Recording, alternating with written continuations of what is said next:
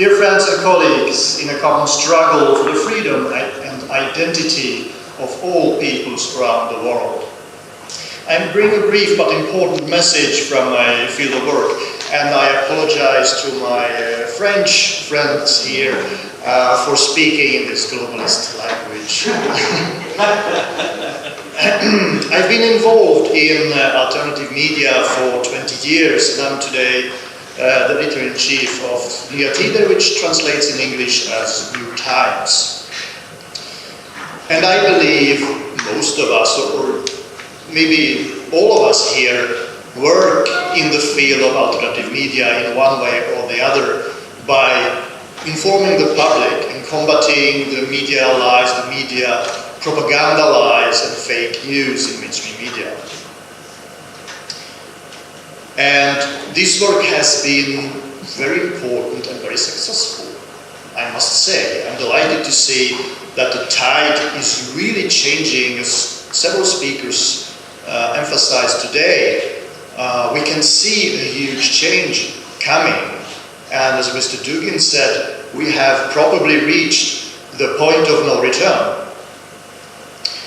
In several countries in Europe already, we see governments that are ready to defend their national sovereignty for the peoples against globalism, whether it comes in the form of imperialist states or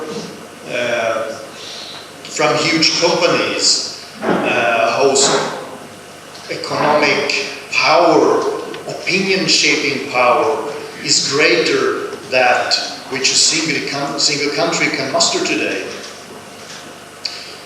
And public opinion is also changing in my country, Sweden, which for decades has been one of the most extreme in the world when it comes to the implementation of multiculturalism, gender theories, LGBT, etc., words and letters, and any other politically correct you can imagine, politically correct crusade.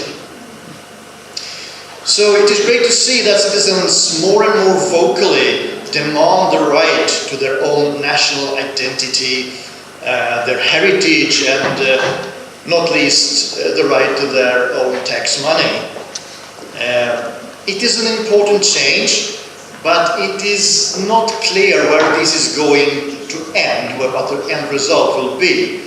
And even in in alternative media, I see today a division, two main branches, and one that is against Islam per se, wherever it may be, in London, in Paris, or in Tehran. Let me call this branch the counter-jihadist view. And then there is the non-interference branch, promoting the sovereignty of peoples and their right to create their own culture, whoever they may be and whatever culture they want to have. Let me call this the anti-imperialist view. For me, the counter-jihadist view is as bad as the globalist multicultural position, if not worse. Don't get me wrong, the Islamic State is a terrible menace, of course, both in Europe, in Syria, which I visited and could see the devastation at first hand, and elsewhere. It has been created by CIA and Mossad, this Islamic State. True. What we are speaking about. But the critique of the counter-jihadists doesn't stop there, because they don't see, they don't see behind the scenes who is creating these kind of problems.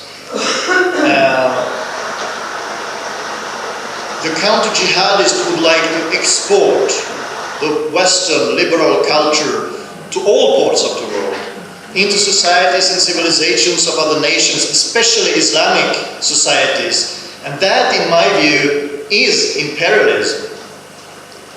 It is the same form of imperialism, or mirror of the globalist agenda promoting multicultural in the West, destroying our European countries. They too want to force their ideology upon every country in the world.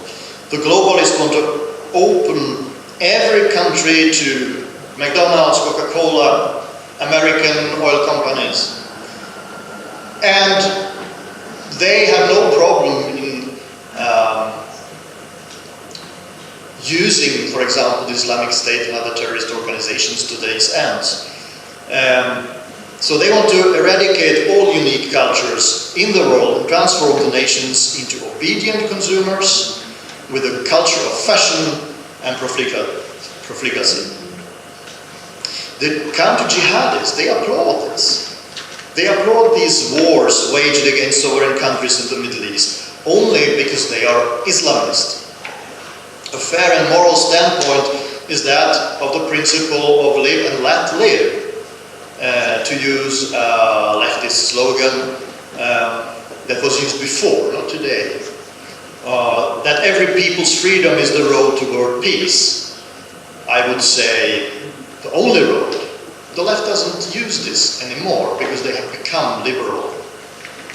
And if we want to defend our Western values in Europe, if we want to oppose Islamization of Europe, we should equally not intervene in other countries, other nations. Their culture is theirs, may it be Islamic or any other. They alone can choose which culture to live by, and if they want to change something, again, it is their decision. Indeed, if we want to defend our Western values, we should embrace the differences and unique expressions of every ethnic group's identity, not only our own. Therefore, I'm happy to see different countries and continents represented here today. That is true anti-imperialism.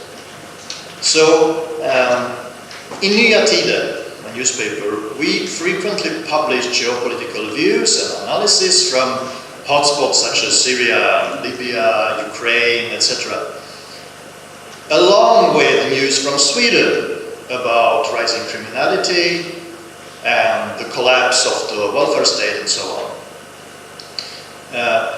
These issues are linked, and it is important to explain this connection to the readers.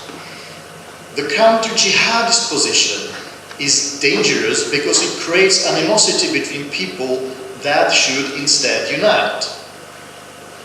The globalists started this process by wreaking havoc in the Middle East, creating chaos, and at the same time orchestrating the mass immigration to Europe the continent has never seen before, threatening our way of life and opening doors also to criminals and terrorists. And the counter-jihadist stance takes this conflict to a new level by declaring a war of civilizations by principle. So many Europeans today are fed up with being robbed of the welfare they have built for generations, and they feel an imminent threat to themselves and their loved ones.